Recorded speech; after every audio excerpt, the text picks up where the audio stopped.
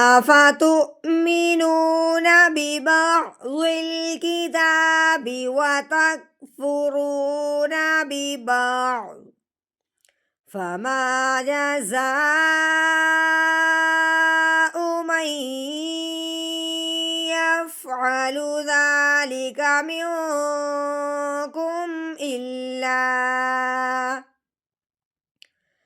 منكم إلا خزي في الحياة الدنيا ويوم القيامة يردون إلى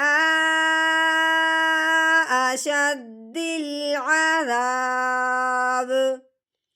وما الله بغافل عما تعملون.